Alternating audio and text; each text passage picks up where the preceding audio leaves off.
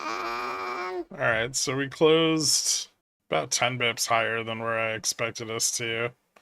But we did get the full realization on the downside move with the low test at 59.10. Got pretty decent amount of put selling down there as the implied move got blown out. Moved back to an intraday high of like almost 80, closed at 55, so above major support at 59.50. I'm not really sure this sets up a better move for tomorrow or just like another leg to the downside. Like honestly, like failing to retest the long-term trend today or even break back above this kind of descending wedge that we failed earlier is not a great look. We closed below 59.80, which is only minor resistance. So I would say we're probably still really likely to get a retest at 59.48, or maybe even down at like 5900 if this really fails.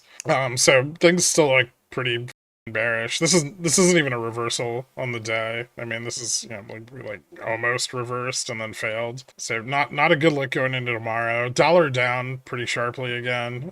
41 bips, a significant amount against the yen, which is up 51 points on the dollar. Yields at the top end of the curve continue to decline, moving past the 2-week lows. Getting a little bit closer to where we saw them beginning of like December. So I mean, really high demand on bonds. They're rocketing, and then also bond volatility is moving up really fast with that. Commodities pulling back once again. Gold, silver dropped pretty hard. So did oil. Yeah, it looks like industrials and materials not really moving so much.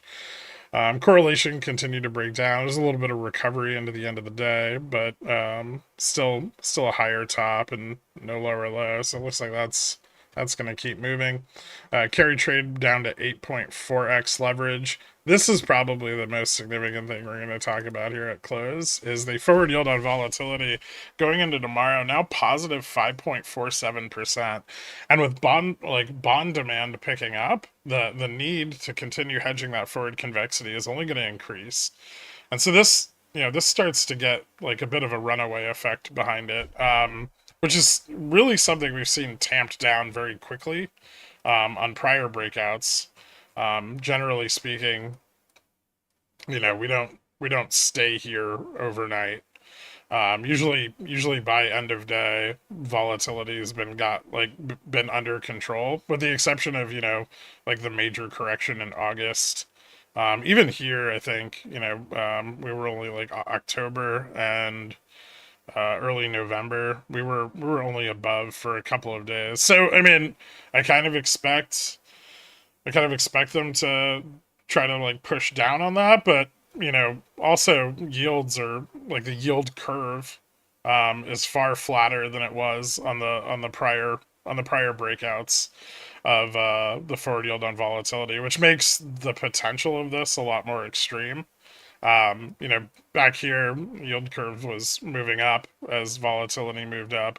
And it is right now, but very, very little relative to the move in vol. And that's something that's a little bit concerning if we go back to like this is the COVID crash, right? You saw like it took a while, like vol moved up way ahead of the bonds and stayed elevated, and it wasn't really until things started crashing like hard that the demand for bonds picked up really sharply. And so there's some similarities with just the initial part of what we're seeing here compared to back then, or like back in the like 2008 crash, which was a little bit more drawn out, but we got this spike up in vol before we started to see bond demand pick up really sharply. And as bond demand picks up really sharply like that, people sell equities. So we'll keep an eye on that. I mean, it's definitely a slow moving signal, but it's important. Bond volatility probably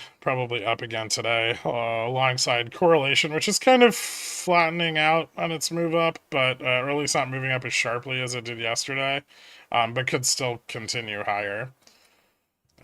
Skew dropped again today. We'll probably continue to see that drop. I would imagine that there's still some demand for tail risk hedging even here. I don't think VIX has gotten out of backwardation yet. No, it hasn't.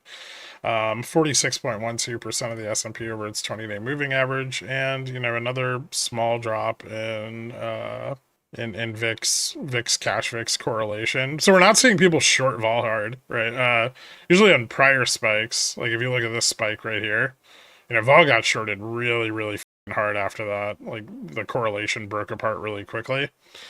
Not so much here. So people are definitely still scared about going longer vol or like going short vol here, and long vol the underlying. That's a lot of risk. Realized vol still hasn't quite caught up, and it'll pick up a little bit today with the move down, but volatility is still substantially higher than like historic volatility over the same time periods.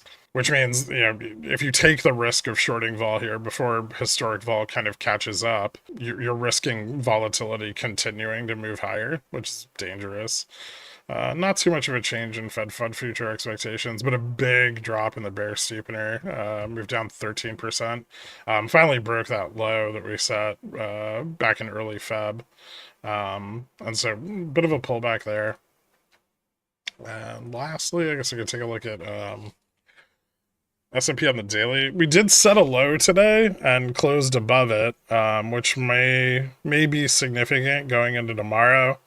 I would expect at some point we'll probably at least retest the 50 MA, which is around 6,000, or will be around 6,000 tomorrow. And then that's where I would look for a more substantial failure. So still probably have about $45 left to the upside, and that overnight price action will probably determine a lot. If we continue to fail, like I pointed out on the 59.80 level on futures, then we may move down and test the low trend here at like 5,900 before moving up.